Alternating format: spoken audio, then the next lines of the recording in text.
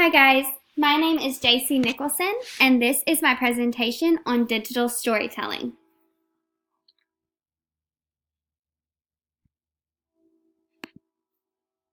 What is digital storytelling?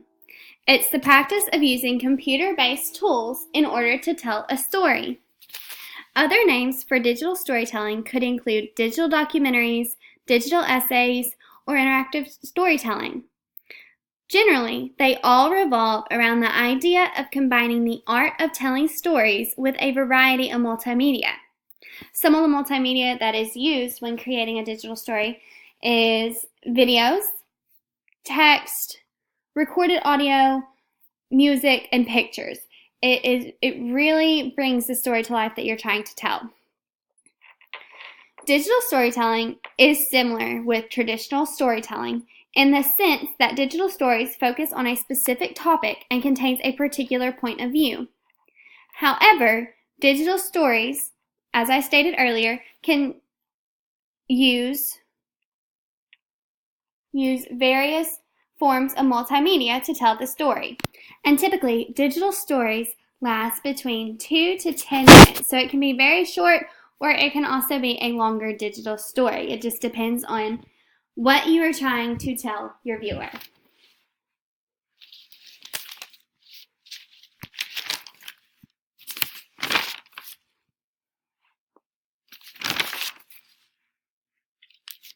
I have found that there are 7 elements to make a great digital story. The first one is the point of view.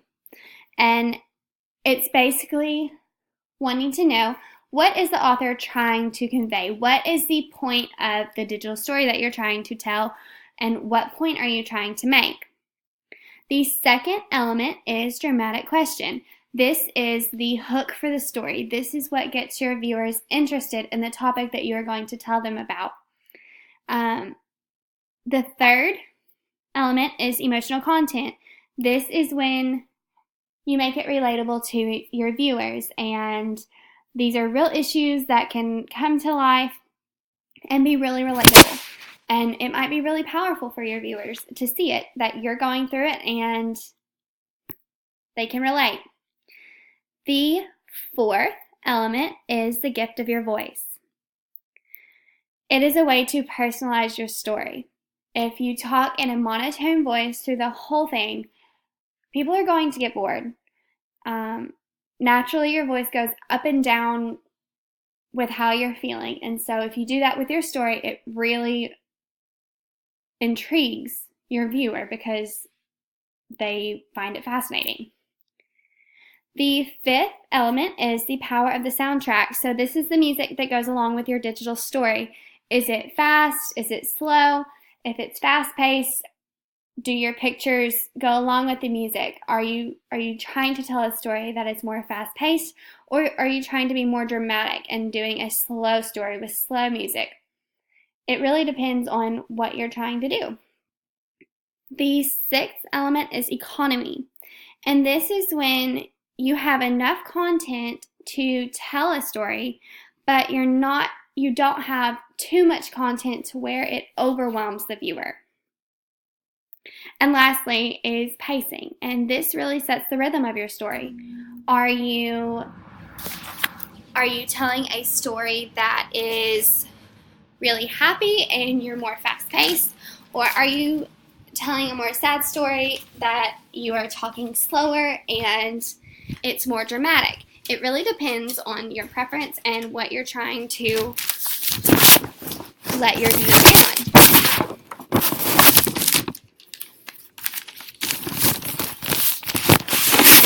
When did digital storytelling start? It began in the late 80s, and Joe Lambert is the co-founder for the Center of Digital Storytelling, which was a nonprofit organization, and students go to college there now. That is the school for digital storytelling and multimedia.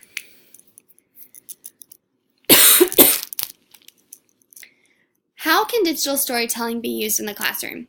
Well, it is a great instructional tool for teachers.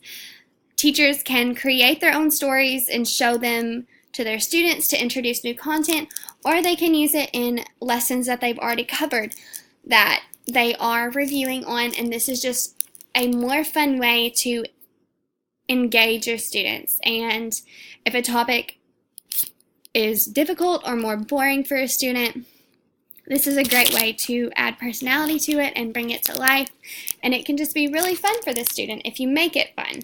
And I feel like it's really beneficial for learning, because not only does it give an auditory way for the students to hear the content, but it's also a great visual, so they can use it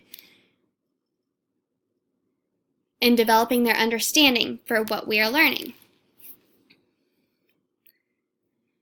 It is also a great learning tool for students. Students can be given an assignment where they're asked to research a topic, and then they can make their own digital story, and this just gives them a great way to interact with their learning, and they can bring their knowledge to life, honestly.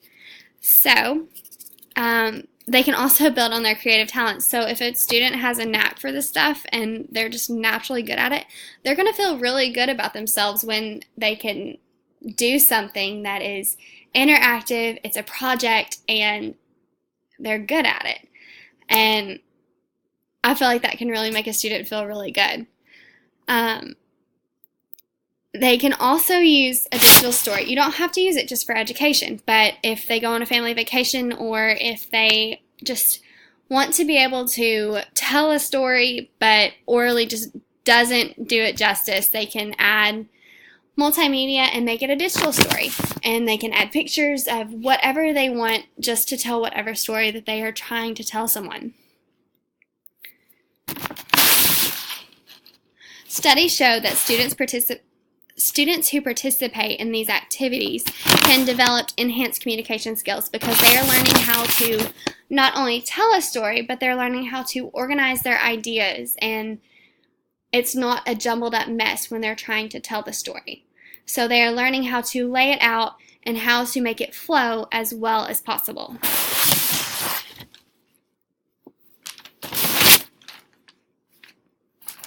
Digital storytelling in math. When storytelling is included in math instruction, students learn to pay close attention, because not only is it oral, but it is also visual. And so they really get to see how things come into practice and how we can do things. And it also is just a really fun way to convey a subject that some kids might not like. When math problems are given in a story form, it makes it really real for kids, and it doesn't seem as hard when we tell it in a story versus when we just put it up on the board and we ask them to answer the question. It's not fun to do that. So if we can tell a story with the math problem that we're doing, I feel like it really interests the kids, and it brings math to life for them.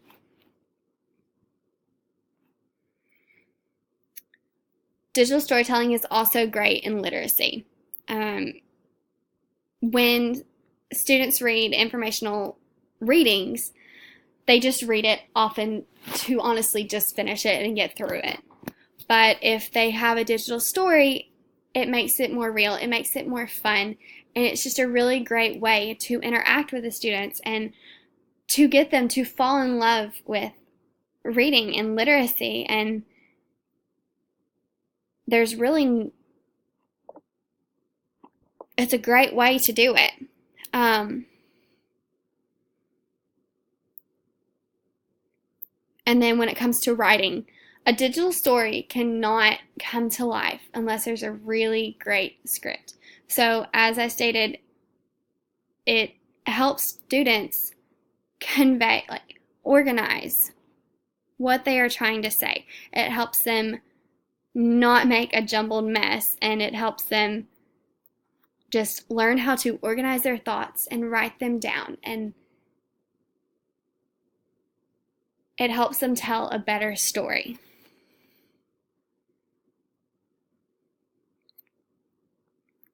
Why is digital storytelling a great resource? Well, it encourages constructivist learning. It can help a student with content that they don't understand. It's an engaging way to introduce new content, and it's an engaging way to reiterate old content. Learning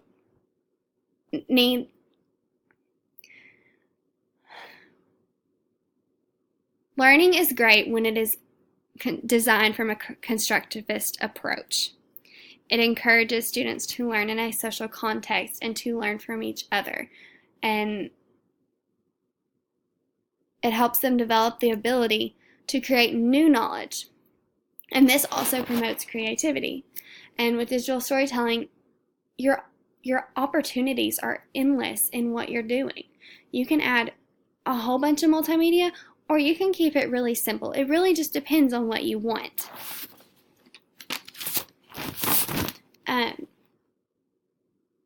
And as I stated earlier, it's a great way to introduce new content, because there's nothing like a short movie for introducing new content and getting them hooked, and it just really sets the tone in what you're going to be doing.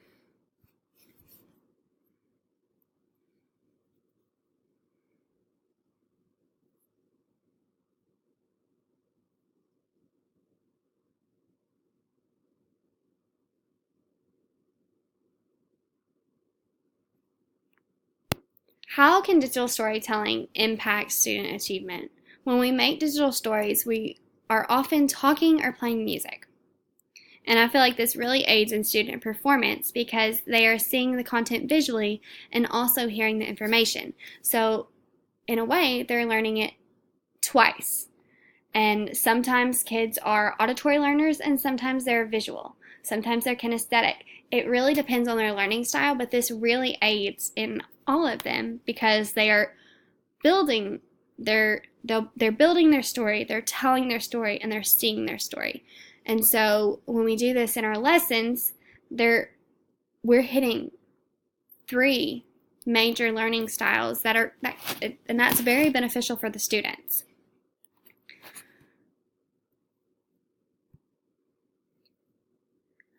So I will definitely be using digital storytelling in my classroom, especially with math. So with number sense and the one-to-one principle and the cardinal principle, I feel like when students see other kids doing it, they can point out if there's a mistake or if they're doing it correctly. And so with saying that, when I have students watch the videos, we can figure out if they're doing it right or wrong, and then we can practice the right way to do it in our classroom. Another great way to use digital storytelling would be the alphabet. You can bring the alphabet to life, and you can do each letter and animals, and you could really just do that for a lesson in itself. Do the letter and then animals and all different things that start with that letter, and that really reiterates what we're learning, the letter we're learning, the sound, what starts with the letter A. And with kindergartners, they need all of the repetition that they can get. Another great way is shapes and phonics. Just like with the alphabet, you can just bring to life what you're trying to teach them.